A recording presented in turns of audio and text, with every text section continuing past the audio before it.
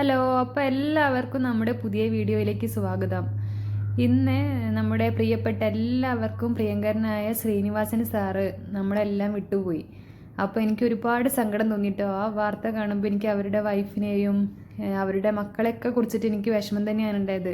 കാരണം നമ്മൾ ആരും അറിയുന്നില്ലല്ലോ നമ്മളൊക്കെ ഈ ലോകത്തോട് എപ്പോൾ വിട പറയുന്നു എന്നുള്ളത്.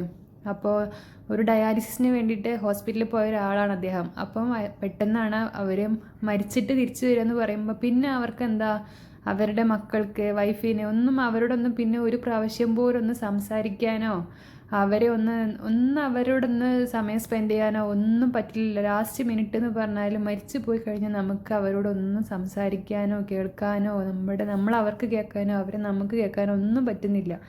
അപ്പം അതിനെക്കുറിച്ച് ആലോചിക്കുമ്പോഴാണ് എനിക്ക് ഏറ്റവും വിഷമം. കാരണം എനിക്ക് എൻ്റെ പേരൻസിനെ ഏറ്റവും മിസ് ചെയ്യുന്നുണ്ട് കേട്ടോ. പേരൻസിനെ എന്ന് പറയുമ്പോൾ എനിക്ക് എൻ്റെ അച്ഛനെയാണ് ഏറ്റവും മിസ് ചെയ്യുക. അമ്മയെ എനിക്ക് അധികമൊന്നും ഓർമ്മയില്ല. പക്ഷെ എൻ്റെ അമ്മ ഉണ്ടെങ്കിൽ എനിക്ക് എത്ര നല്ല ആശ്വാസമായിരുന്നു, അല്ലെങ്കിൽ അച്ഛനുണ്ടെങ്കിൽ എനിക്ക് എന്ത് നല്ലതായിരുന്നു എന്നൊക്കെ എനിക്ക് എപ്പോഴും തോന്നും.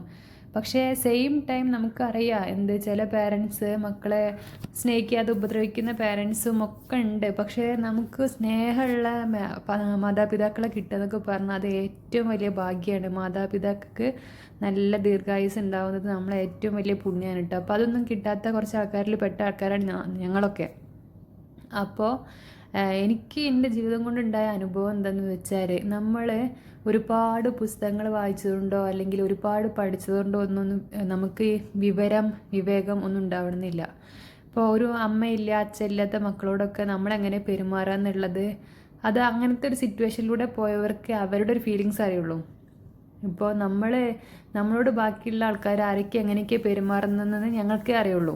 ഞങ്ങളോട് എങ്ങനെയാണ് സംസാരിക്കുന്നത്, ഞങ്ങളോട് സംസാരിക്കുന്നുണ്ടോ, സ്നേഹത്തോടെ സമയം സ്പെൻഡ് ചെയ്യുന്നുണ്ടോ, നമ്മളാരും അവരെ ഉപദ്രവിച്ചിട്ടൊന്നുമല്ല.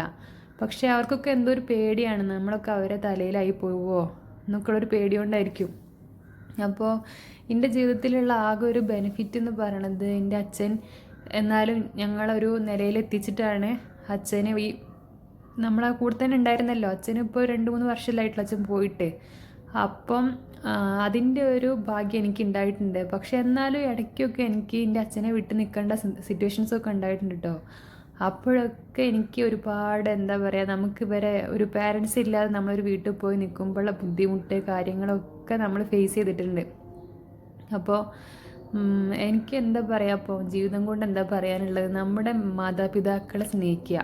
കാരണം അവരുള്ളപ്പോഴേ നമുക്കൊരു തണലുള്ളൂ.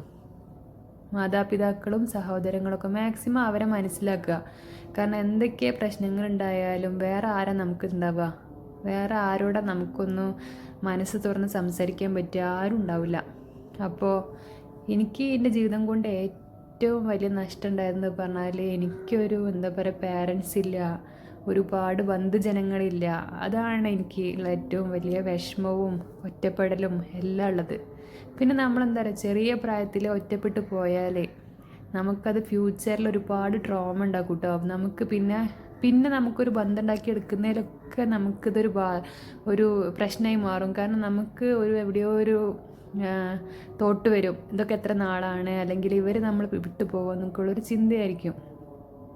എന്നാലും നമ്മൾ പോസിറ്റീവായിരിക്കുക, മാക്സിമം നമ്മൾ എന്ത് ചെയ്യുക, നമ്മൾ നല്ല കാര്യങ്ങൾ ചെയ്യുക, മറ്റുള്ളവർക്ക് വേണ്ടിയിട്ട് നമ്മൾ നല്ല കാര്യങ്ങൾ ചെയ്യുക, അത്രയൊക്കെയല്ലേ ഉള്ളൂ.